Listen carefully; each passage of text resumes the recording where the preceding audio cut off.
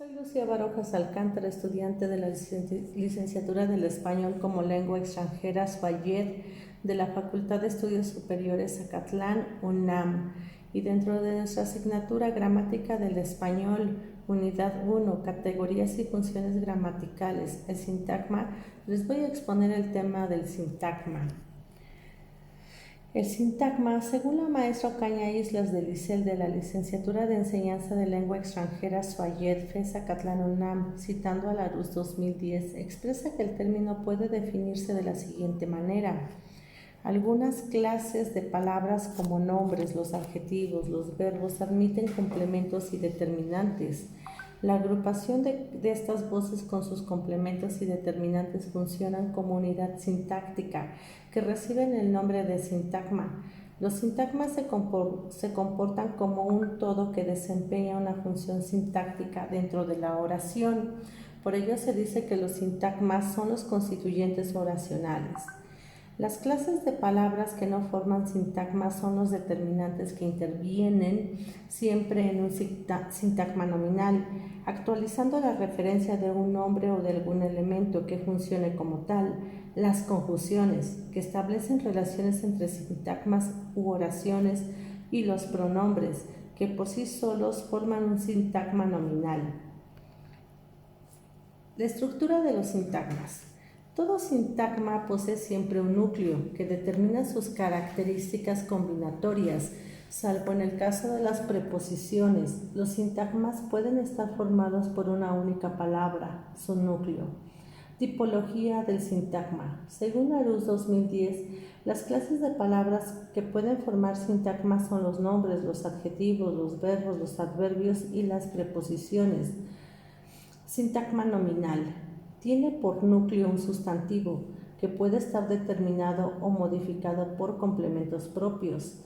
Los pronombres a su vez constituyen por sí solos sintagmas nominales. Por ejemplo, yo, aquel, alguno.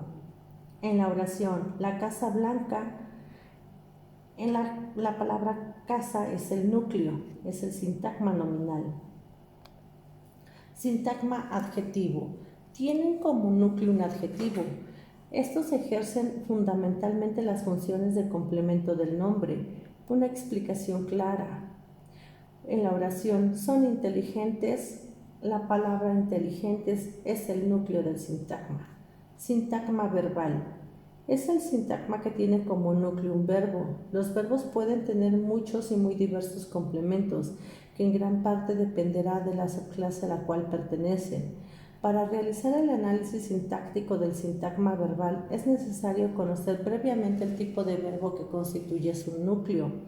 En la oración jugamos dominó, el núcleo es el verbo conjugado jugamos. Sintagma adverbial. Un sintagma adverbial tiene como núcleo un adverbio. En ocasiones está formado únicamente por un adverbio. Sin embargo, los adverbios pueden tener modificadores y con menor frecuencia complementos. Ejemplo, en la oración tardísimo hemos llegado, siendo el núcleo el adverbio tardísimo. Y sintagma preposicional. Es el sintagma introducido por una preposición o locución preposicional.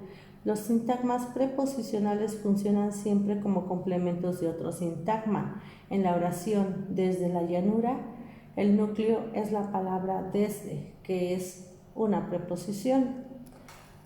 Ahora bien,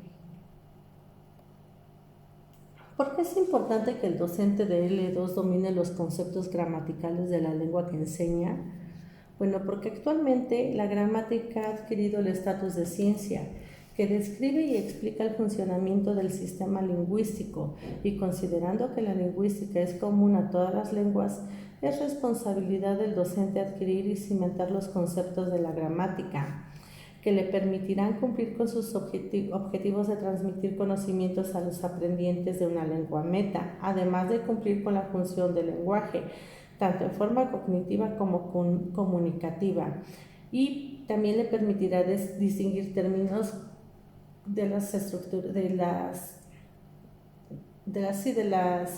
estructuras gramaticales como el sujeto, predicado, núcleo, predicado, verbos, núcleo del predicado, adverbios, complementos directos, indirectos, sintagmas, para comprender mejor la estructura de la oración.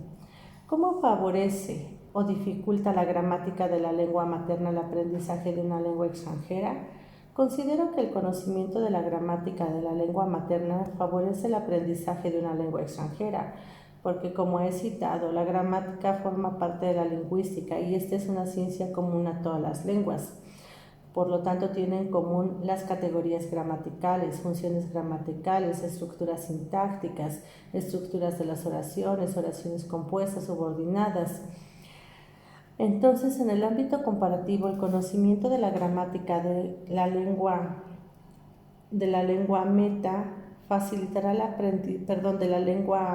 materna facilitará el conocimiento de la lengua meta, permitiendo al estudiante advertir posibles contrastes y los puntos críticos en que ambas gramáticas presentan divergencias, así como coincidencias. ¿Cómo puede emplearse la gramática en el aprendizaje de una lengua meta? La gramática fomenta el desarrollo de las habilidades metalingüísticas que son necesarias para el control de la comprensión y producción del lenguaje, pero su estudio es complejo y tedioso para los aprendientes. Por lo tanto, debe de convertirse en un objeto interesante de observación y de estudio, a través de una didáctica de aprendizaje, de estrategias tendientes a ese fin u objetivo. Según cita Di Tullio en 1998, que estos objetivos deben de ser un concepto amplio de análisis sintáctico como medio de reconocer el funcionamiento del sistema lingüístico, propuestas de análisis alternativas, sostenidos de la argumentación, descubrimiento de las ambigüedades, formulación de reglas, recolección de los juicios de los hablantes sobre cierto fenómeno.